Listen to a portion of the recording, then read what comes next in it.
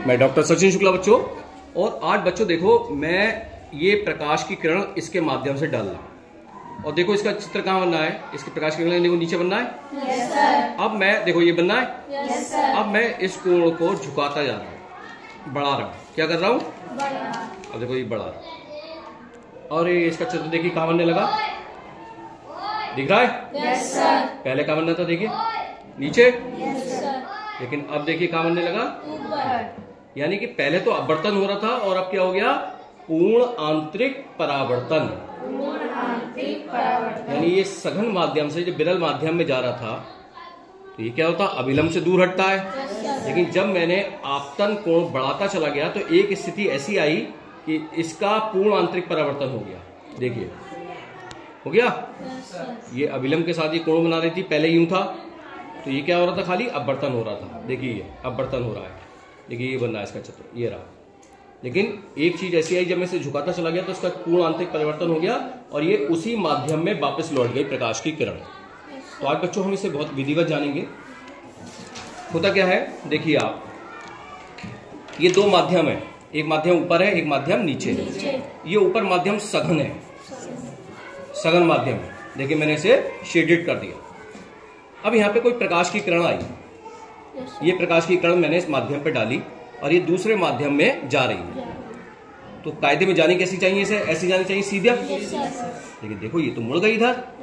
तो होता क्या है, जब सघन माध्यम से प्रकाश की किरण विरल माध्यम में जाती है तो क्या होता है, अभिलंब से दूर हट जाती है। ये अभिलंब है सीधा बिल्कुल, दिख रहा है। तो ये जानी ऐसे चाहिए थी, लेकिन ये कैसे गई, ऐसे मुड़ गई। अब मैंने क्या करा, ये जो कोण है, ये जो ऊपर वाला आपतित किरण जो है, ये आपतित किरण ये अभिलंब के साथ जो कोण बनाती है, इसे हम कहते हैं आई आपतन कोण। अब इस आपतन कोण को मैंने बढ़ा दिया, यानी अब मैं प्रकाश की किरण को इधर से न डाल के इधर से डाल रहा हूं। यानी आपतन कोण बढ़ गया तो सीधी बात है अपवर्तन कोण जो है, अपवर्तित कोण जो है, अपवर्तन कोण वो भी बढ़ जाएगा, बढ़ जाएगा। लेकिन एक स्थिति ऐसी आएगी, आपतन कोण को हम इतना बढ़ा दें कि ये 90 डिग्री हो जाए। यानी ये किरण ऐसी आई और ये किरण इधर चली जाए 90 डिग्री पे अभिलंब से। देखो अभिलंब और इसके बीच में कितने डिग्री का कोण हो गया, अब 90 का। तो ये कोण जो होता है, ये वाला कोण, जिस कोण के लिए, जिस आई के लिए जो अपवर्तन कोण है 90 डिग्री होगा, उसे हम कहते हैं सी से रिप्रेजेंट करते हैं। उसका मतलब होता है क्रांतिक कोण। क्या होता है? क्रांतिक कोण, जिसे हम किससे कहते हैं, सी से। यानी ऐसा आपतन कोण जिसके लिए अपवर्तन कोण 90 डिग्री हो जाए, वो क्या कहलाता है, क्रांतिक कोण। अब मैंने क्या करा, इस क्रांतिक कोण से भी और ज्यादा मैंने जो आपतित किरण है उसका कोण बढ़ा दिया। देखो और ज्यादा बढ़ गया, ये कोण बढ़ता जा रहा है। तो उस स्थिति में क्या होगा, जो प्रकाश की किरण है अपवर्तन होने की बजाय उसी माध्यम में वापस लौट जाएगी, जिसे हम यहाँ पे देख रहे थे। इसी माध्यम से क्या लौट रही थी, वापस लौट रही थी किरण। तो ये कहलाता है, ये घटना कहलाती है पूर्ण आंतरिक परावर्तन। पूर्ण आंतरिक परावर्तन, यानी यहाँ पे अपवर्तन नहीं हुआ, अब क्या हो गया, परावर्तन हो गया।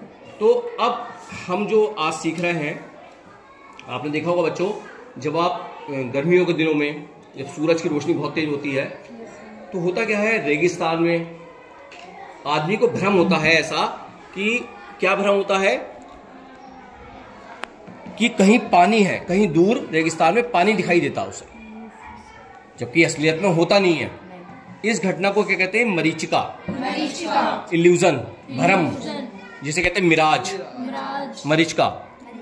असलियत में पानी होता नहीं है। ये सड़कों पे भी हमें दिखाई देता है। हम जब सड़क पे चल रहे होते हैं तो हमें दूर सड़क पे ऐसा दिखाई देता है, पानी सा दिखाई देता है, जबकि वो होता नहीं है। तो ये घटना क्या होती है, सूर्य का प्रकाश जब बादल से टकराया तो बादल से टकराया परिवर्तित होगा। अब होता क्या है, ये देखिए ये क्या है, रेत। तो रेत के अंदर ये वायु की परतें बन जाती हैं, वायु की परतें बन जाती हैं।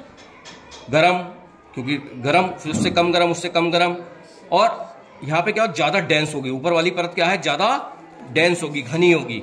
उससे नीचे वाली उससे कम घनी, उससे नीचे वाली उससे कम घनी, उससे नीचे वाली उससे कम घनी।